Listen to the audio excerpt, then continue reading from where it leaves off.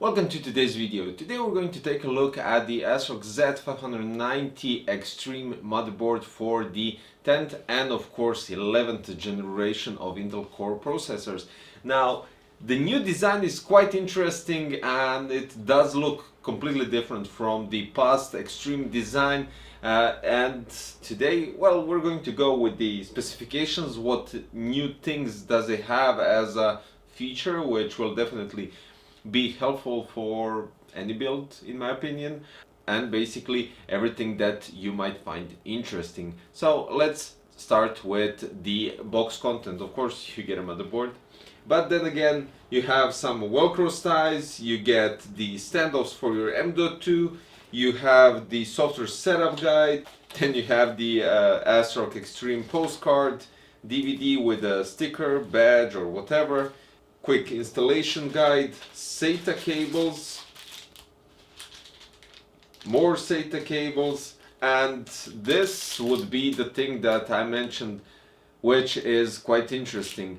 This is something that you place here on these two holes and basically use the standoffs from your case, and you get the anti-sag bracket for your GPU. And this is quite interesting because now you don't have to use any third party or whatever you decide to go with to keep your GPU in line. But the thing is, it's subtle, nice, and it doesn't show. So in any case, your GPU will still be straight and you won't have any issues with the sag or anything that you might be worried about. I'll show you later on how it looks with the motherboard. Now, as I already said, you have a sleek, clean design, but let's start with the main specifications. So 14-phase Dr. Moss power design, supports DDR4 up to 4800 MHz OC. You have one PCI Express 4.0 x 16, one 3.0 x 16, three 3.0 x 1, and one M.2 key for Wi-Fi.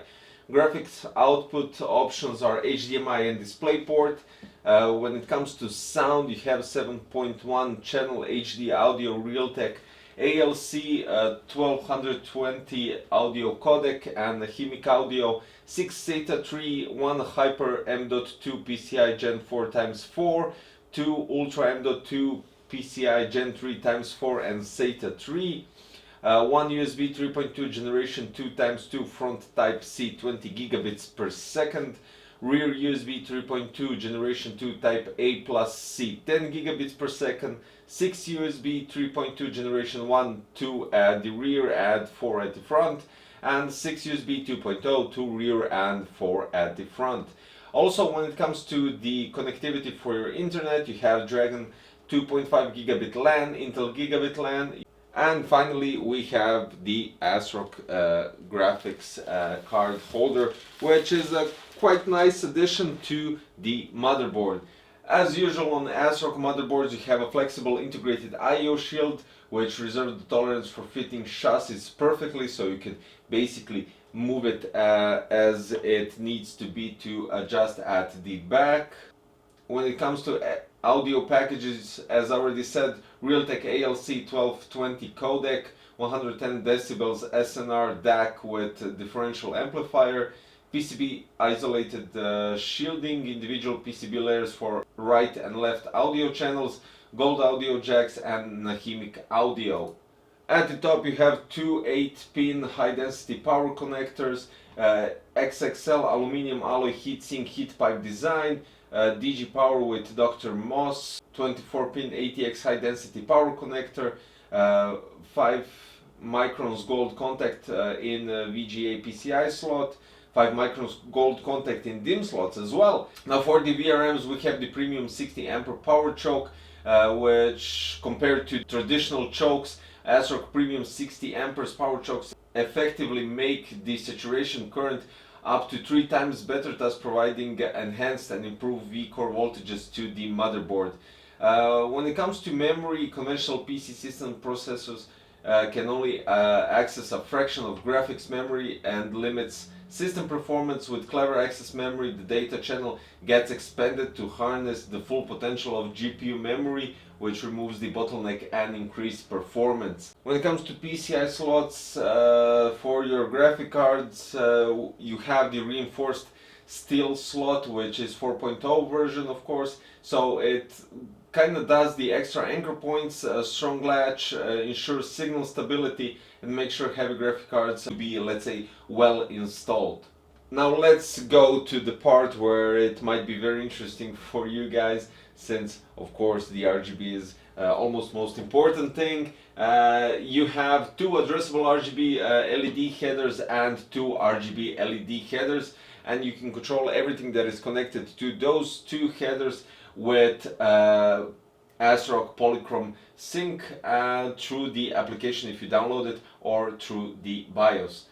Now let's take a look at the connections. At the top, as I said, you have two 8-pin for your CPU power, 24-pin right here as it always is, and then we have the power and reset button here as well, additionally to everything that you usually get with your motherboard. Since this is an Extreme, they usually add these buttons. As I said, 4 indication lights, one for your CPU, RAM, GPU and boot, and then we have connectivity for your fans. We have 6 PWM headers, one is right here. It will be a tricky thing to do the cable management, but if you're going with a CPU tower cooler, it's quite easy to, you know, tangle up the cable between the heat pipes. Right here you have the CPU fan 2 or water pump header, which is quite nice to have additionally if you don't have the automatic recognition through the BIOS and through the motherboard, depending on what you attach to the PWM header. Right here at the top you also have those two RGB headers, one is addressable RGB and one is standard RGB. Then we go to the USB 3.1 Type C generation 2 and USB 3, 4 SATA 3 headers, and right at the bottom we have two more front panel jacks, two more PWM headers, two USB 2.0 headers, which is quite nice to have. As I always say, for instance, you want to have I don't know, fan controller, RGB controller, you just connect it here, and then if they have a specific, for instance like NZXT does, that you have a specific application to control everything through it, you connect the USB 2.0 to your motherboard and control everything through that. Then we go with another USB 3 header here, and then we continue with RGB headers and audio headers. So with the clean design, nice power solution, great overclocking capabilities on the RAMs, enough, I mean 3 M.2 slots, 6 SATA ports, loads of USB ports and connection. I would say this is a quite nice motherboard, especially if you're looking for something that has those nice clean lines and still has enough connectivity and ports that you need. So guys, thank you for watching today's overview of the ASRock Z590 Extreme motherboard. You can check out the links below, well, basically one link for the ASRock Z590 Extreme motherboard, and of course like the video if you liked it, leave a comment below, and I'll see you in another one. Bye bye.